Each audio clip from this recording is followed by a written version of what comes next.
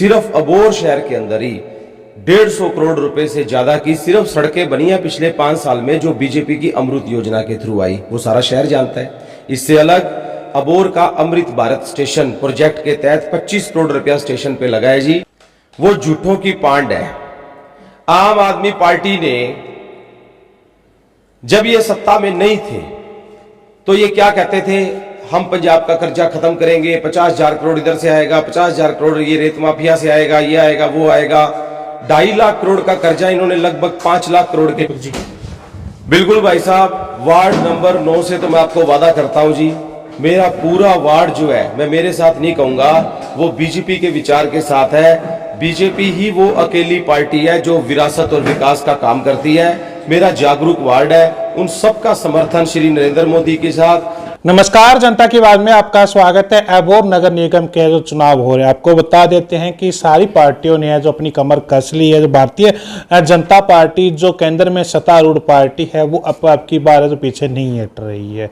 जो BJP party है जो बिल्कुल यहाँ पर प्रचार कर रही है। आपको बता देते हैं कि वार्ड नंबर 9 से जो चुनाव लड़ रहे हैं भारतीय जनता पार्टी के एक, मैं यूं कहूँ कि पुराने कार्यकर्ता, और पुराने कार्यकर्ता पे अब की बार है जो वार्ड नंबर 9 से पर है जो विश्वास किया है। काफ़ी युवा है, युवा होने के नाते इनका काफ़ी जो इनका जो एक्सपीरियंस है वो बोलता है। मेरे साथ में वार्ड नंबर 9 से भारतीय जनता पार्टी के प्रत्याशी के रूप में अपनी किस्मत आजमा रहे हैं दीपक कुमार छपोला मेरे साथ में बातचीत करेंगे। इनसे बातचीत करेंगे कि क्या विजन है अपने वार्ड को लेकर, अगर इस वार्ड के पार्षद एमसी बन जाते हैं तो अपने वार्ड को किस तरह विकास करा पाएंगे।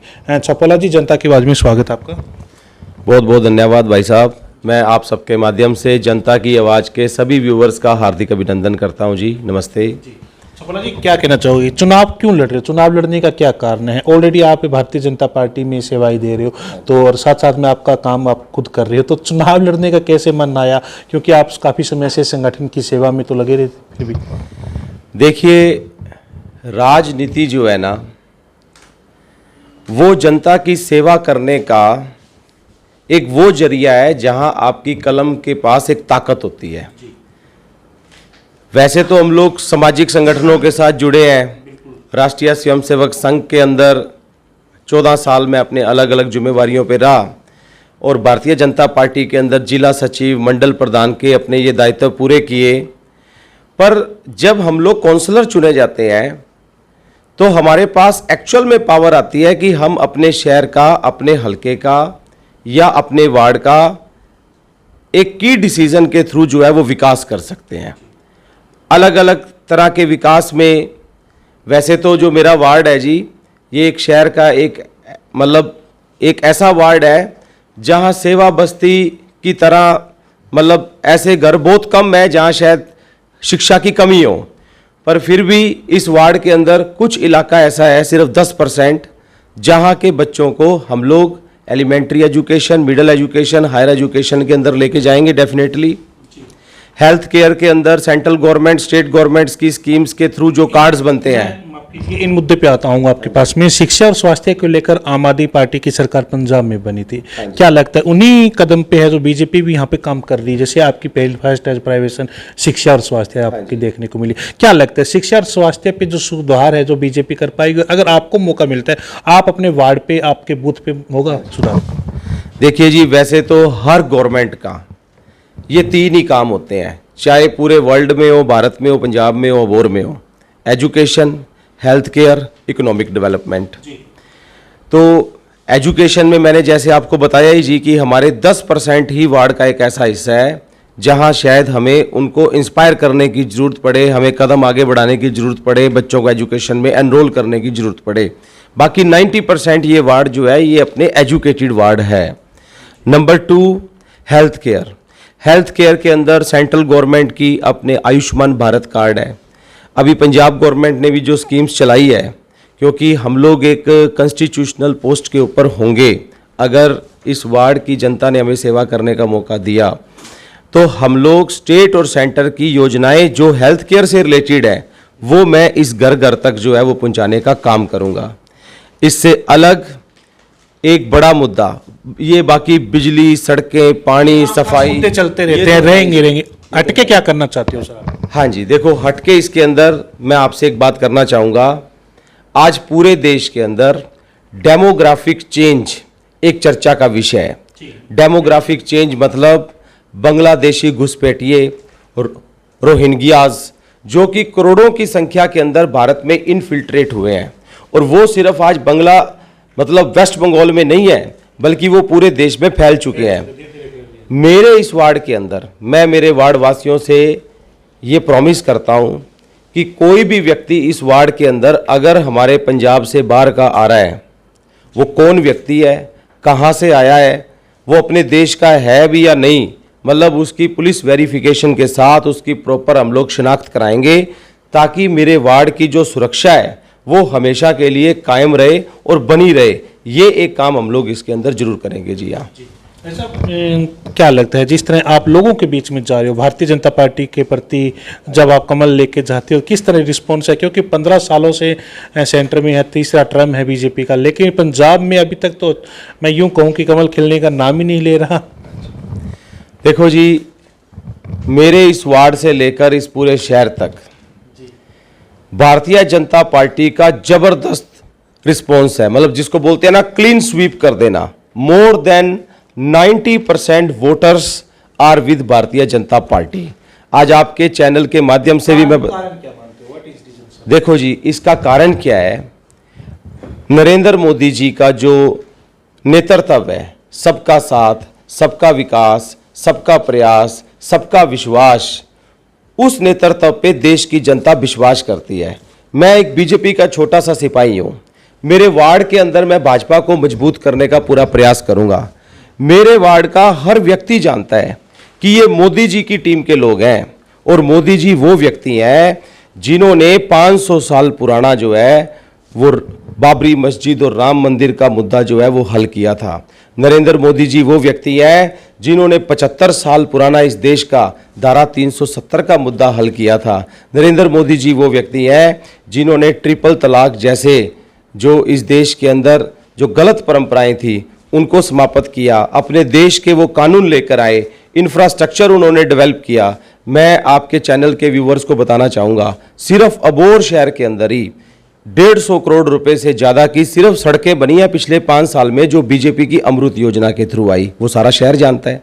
इससे अलग अबोर का अमृत भारत स्टेशन प्रोजेक्ट के तहत 25 करोड़ रुपया स्टेशन पे लगा है जी।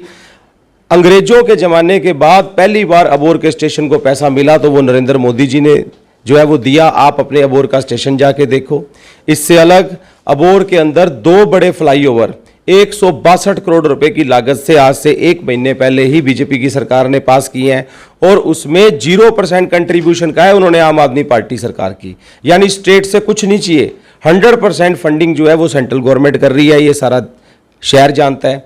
मेरे शहर का सारा सीवरेज का जो पानी है वो जो ये राइजिंग मेन के थ्रू प्रोसेस होकर जो अबू खुराना की तरफ जो जा रहा है, उसके मतलब उसका प्रोजेक्ट अबोर की म्यूनिसिपल कॉरपोरेशन ने जो बीजेपी की थी उन्होंने बना के भेजा।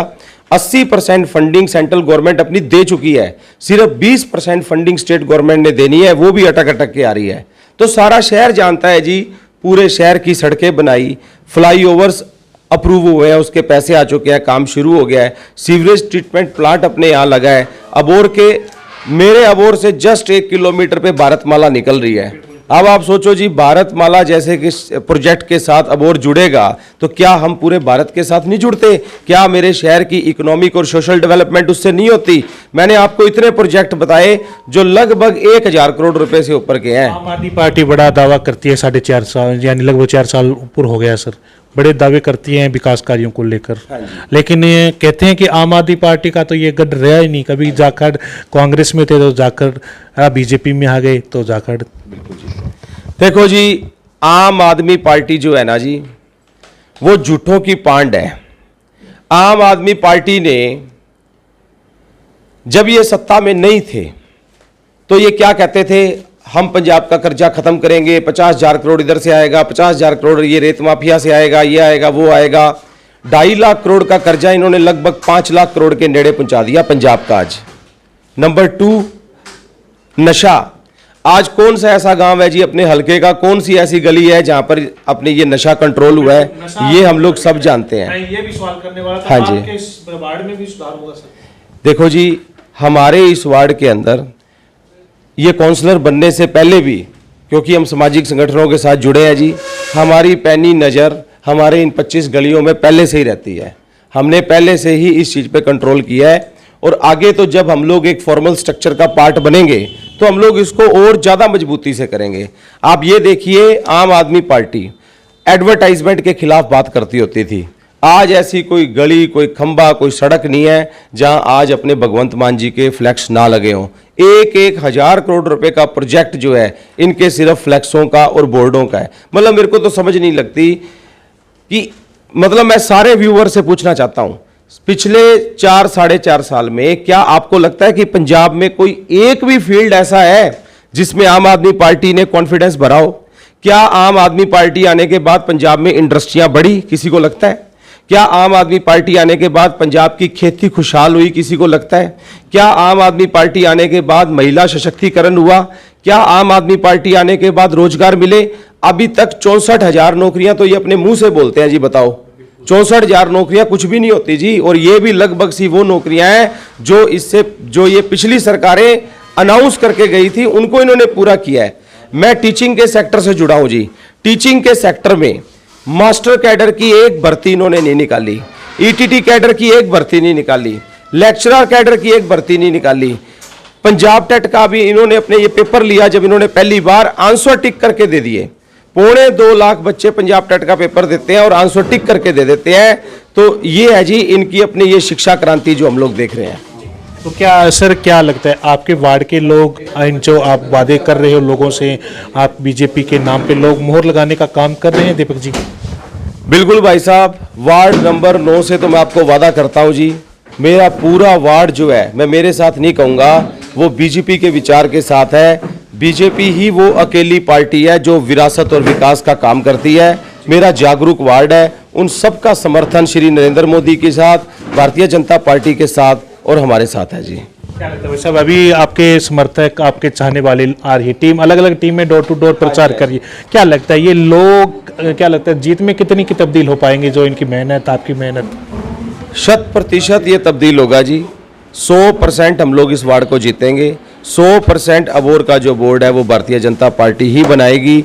अबोर के आर्थिक और सामाजिक विकास के लिए बीजेपी ही कंट्रीब्यूट करेगी। देखो, मैं एक बड़ी महत्वपूर्ण बात आपके साथ करता हूं। अबोर से लगभग 220 किलोमीटर के दूर संगरूर के पास एक छोटी सी मंडी है जी, पातड़ा। पातड़ा में एक व्यापारी ने 25 करोड़ रुपए का पैलेस बनाया है। मतलब पातड़ा जैसी मंडी में 25 करोड़ का पैलेस बन रहा है। हमारे शहर का विकास हमें बहुत बड़े लेवल पे करना पड़ेगा और कोई पार्टी नहीं कर सकती। किसी का विजन नहीं है, किसी की कमिटमेंट नहीं है, किसी की इच्छा नहीं है, ये सिर्फ बीजेपी करेगी जी। मैंने ये उदाहरण इसलिए दी कि अबोहर को हम लोग आर्थिक और सामाजिक दोनों पहलू से मजबूत करेंगे। पंजाब में भी अब भाजपा आएगी, बोर्ड भी अब अपना ये भाजपा का बनेगा। अबोहर के हमारे विधायक, बिल्कुल जी, बिल्कुल जी, हमारे अबोहर के विधायक हैं जी Shri Sandeep Jakhar ji. He is a such a hard working person. 24 घंटे हफ्ते के 7 दिन 365 दिन वो प्रेजेंट रहते हैं। गर्मी हो या सर्दी हो, पूरी मेहनत करते हैं जी। आज पूरा शहर, हर गली आज उनके साथ जो है वो जुड़ी हुई है। मेरे को कोई शक नहीं है जी, भारतीय जनता पार्टी की सरकार भी पंजाब में बनेगी, बोर्ड भी बनेगा, ये वार्ड भी बनेगा। ये डबल इंजन नहीं, ये ट्रिपल इंजन लग जाएंगे जब वार्ड, बोर्ड, एमएलए और अपनी सरकार बन जाएगी जी। बहुत बहुत धन्यवाद दीपक जी आपका। हाँ जी, बहुत बहुत धन्यवाद जी। चलो, मेरे साथ में दीपक कुमार छापोला थे, वार्ड नंबर 9 से, जो भारतीय जनता पार्टी के प्रत्याशी के तौर पर अपनी किस्मत आजमा रहे हैं। मेरे साथ में बातचीत कर रहे थे। इनकी बातचीत आपको कैसी लगी, लाइक और कमेंट करके जरूर बताओ, और कमेंट जरूर कर दीजिए। अगर आप इनसे कोई सवाल पूछना चाहते हो, दोबारा मैं इनके पास में वो सवाल पूछने जरूर आऊँ। धन्यवाद।